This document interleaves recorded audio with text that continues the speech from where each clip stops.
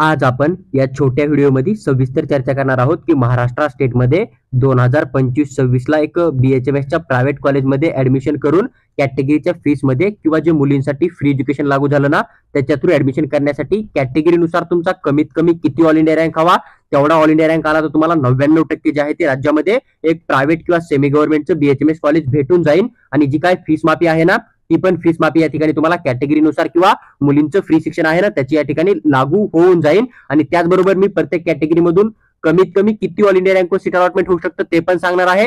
त्याचबरोबर सर्वात कमी कट ऑफचं कॉलेज कोणतं होतं मागील वर्षी याची पण नाव जे आहे ते मी तुमच्याबरोबर शेअर करणार आहे। तुम्ही पूर्ण व्हिडिओ बघा, तुमचा प्रत्येक डाऊट या ठिकाणी सॉल्व्ह होऊन जाईल आणि काही डाऊट जर राहिला तर तुम्ही कमेंटमध्ये कमेंट करा, आम्ही तुम्हाला रिप्लाय करायचा नक्की प्रयत्न करू। पहा, सर्वात अगोदर जर आपण SC कॅटेगरीचा विचार केला तर जवळपास 8,29,767 एवढ्या रँकवर लास्ट इयरला पण ऍडमिशन झालं होतं आणि यावर्षी पण होऊ शकतं। पण हे गोष्ट लक्षात ठेवा, हा जो आहे तो एक्सपेक्टेड ऑल इंडिया रँक आहे, त्याच्यामुळे याच्यापेक्षा कमी जरी तुमचा रँक येत असेल तरी तुम्हाला सीट अलॉटमेंट होऊ शकतं। त्यामुळे जर तुम्ही नीट एक्झाम क्वालिफाय झाला असाल तरी तुम्ही चॉईस फिलिंग मध्ये पार्टिसिपेट करा, काउन्सिलिंग मध्ये भाग घ्या, जेणेकरून की तुमचं कुठल्याही प्रकारे नुकसान होणार नाही। कारण यावर्षी MBBS चा कट ऑफ कमी जातोय, त्याच गोष्टीमुळे खूप सारे मुलं जे आहेत ते BMS सोडून MBBS साठी ड्रॉप पण करू शकतात किंवा ज्यांचं BMS 20 किंवा 30 मार्कांवर चुकतंय ते विद्यार्थी पण एक ड्रॉप घेऊन नेक्स्ट इयरला एक्झाम देऊन परत BMS साठी ट्राय करू शकतात। त्याच्यामुळे BHMS चा कट ऑफ जो आहे ना तो खूप जास्त कमी पण जाऊ शकतो, ही गोष्ट तुम्हाला लक्षात ठेवणं आहे। आणि तुम्ही नीट एक्झाम क्वालिफाय जरी केली असेल ना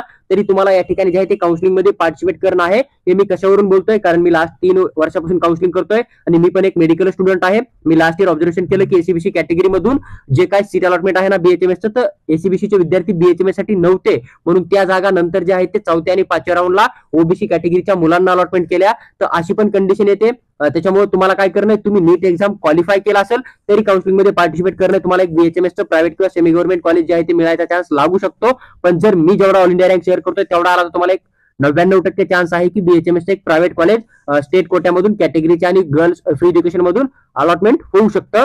तर SC कॅटेगरीसाठी जे काय आपलं EV गडकरी होमिओपॅथिक कॉलेज आहे ना गडिंग्लजचं, ते सर्वात कमी रँक अलॉटमेंट झालेलं तुम्हाला या ठिकाणी बघायला भेटेल। त्याच्यानंतर जर समजा आपण पुढच्या कॅटेगरीचा विचार केला, जी की आपली ST कॅटेगरी समजा ST कॅटेगरीसाठी जवळपास 11,43,115 एवढ्या रँक जे आहे ते सीट अलॉटमेंट झालेला आहे।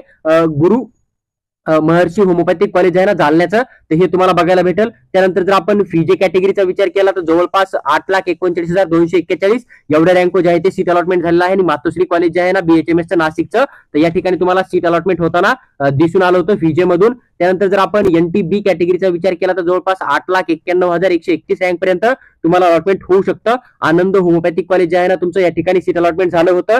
त्याच्यानंतर जर आपण NTC कॅटेगरीचा विचार केला तर जवळपास 8,15,859 एवढ्या ऑल इंडिया रँक पर्यंत सीट अलॉटमेंट होऊ शकतं। आणि साई होमिओपॅथिक कॉलेज जे आहे ते तुम्हाला या ठिकाणी अलॉटमेंट होताना दिसून येऊ शकतं।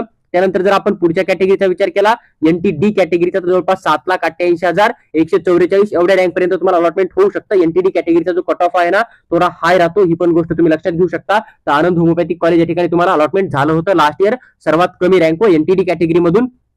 त्याच्यानंतर जर आपण पुढच्या कॅटेगरीचा विचार केला ACBC मधून, तर ACBC जे आहे ते जवळपास 8,51,180 पर्यंत अलॉटमेंट झालं होतं।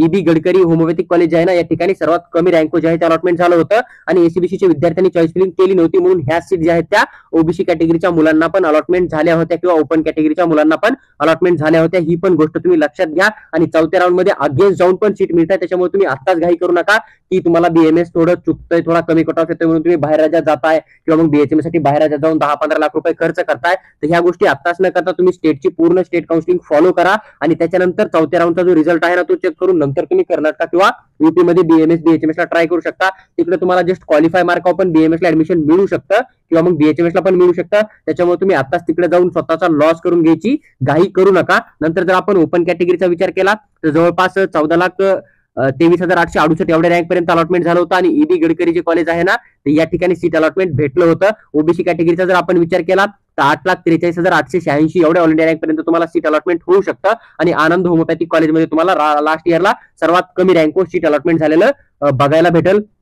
जर आपण विचार केला IQ कोट्याचा तुम्ही जर समजा एकदम नीट एक्झाम क्वालिफाय झाले 113 मार्क आणि तुम्हाला बीएचएमएस करणंच आहे कंपल्सरी, तर तुमच्यापाशी आयक्यू कोटाचा एक ऑप्शन राहतो, यामधून तुम्हाला एक चांगलं कॉलेज पण मिळू शकतं. आणि याच्यामध्ये फक्त डिफरन्स एवढाच राहतो की कमी रँक मिळतं पण फीस थोडी जास्त राहते. जसं की एखाद्या कॉलेजची फीस जर 50,000 असेल बीएचएमएस ला, तर तुम्हाला त्या ठिकाणी 1.5 लाख रुपये जी आहे ती दरवर्षी फीस पेमेंट करावी लागते. आणि कुठल्याही विद्यार्थ्याला कुठल्याही प्रकारचे कॅटेगरीचे बेनिफिट मिळत नाहीये. मग तुमची कोणतीही कॅटेगरी असो, तुमचं इन्कम 10,000 का असाना, काही फरक पडणार नाही. आयक्यू कोट्यामधून तुम्हाला जी फीस द्यायची असते ना, तर जी कॉलेजची फीस असते त्याच्या 3 पटीने तुम्हाला फीस जी आहे ती पेमेंट करावी लागते. आणि आम्ही लास्ट इयरच्या फी स्ट्रक्चरचे व्हिडिओ अपलोड केलेले आहेत आणि यावर्षी जे फी स्ट्रक्चर येईल ना, त्याचे पण व्हिडिओ अपलोड करणार आहोत. तर तुम्ही चॅनलच्या प्लेलिस्ट मध्ये जाऊन पण चेक करू शकता की कोणत्या कॉलेजची फीस जी आहे ती कॅटेगरीनुसार किती पडू शकते. पहा, जो काय एक्सपेक्टेड कट ऑफ होता बीएचएमएस प्रायव्हेट कॉलेजचा ऑल इंडिया रँक नुसार तो मी तुमच्याबरोबर सविस्तर एक्सप्लेन केला आहे. आणि एवढा तुमचा ऑल इंडिया रँक येत असेल किंवा याच्यापेक्षा 1-2 लाखांना कमी जरी येत असेल ना, तरी तुम्ही काउन्सिलिंग मध्ये भाग घ्या किंवा मग क्वालिफाय झाले असेल तरी भाग घ्या, जेणेकरून की तुमचं कुठल्याही प्रकारे नुकसान होणार नाही आणि तुम्हाला एक प्रायव्हेट बीएचएमएस जे आहे ते अलॉटमेंट होऊ शकतं. कारण एमबीबीएसचा कमी कट ऑफ गेला तर बीएचएमएसचा ऍडमिशन घेणाऱ्या विद्यार्थ्यांची संख्या ऑटोमॅटिक कमी होते. त्याच्यामुळे सीट व्हॅकेंट राहत आहे आणि सीट व्हॅकेंट असतील तर चौथ्या राऊंडला ज्या मुलांना काउन्सिलिंग मध्ये भाग घेतला, चॉईस फिलिंग करून ठेवली ना, त्या मुलांना सीट अलॉटमेंट केलं जातं. ही पण गोष्ट तुम्ही लक्षात घेऊ शकता. जर तुम्हाला महाराष्ट्र स्टेटची स्टेट काउन्सिलिंग किंवा ऑल इंडिया कोटाची काउन्सिलिंग करून एमबीबीएस पासून बीएससी नर्सिंग पर्यंत ऍडमिशन करायचं असेल डीपीटी मेडिकल कन्सल्टन्सी थ्रू, तर तुम्ही आमची पेड काउन्सिलिंग जॉईन करू शकता. पेड काउन्सिलिंगसाठी तुम्ही आम्हाला व्हॉट्सअपवर मेसेज करा, आम्ही तुम्हाला पेड काउन्सिलिंग बद्दल सविस्तर माहिती नक्की शेअर करू.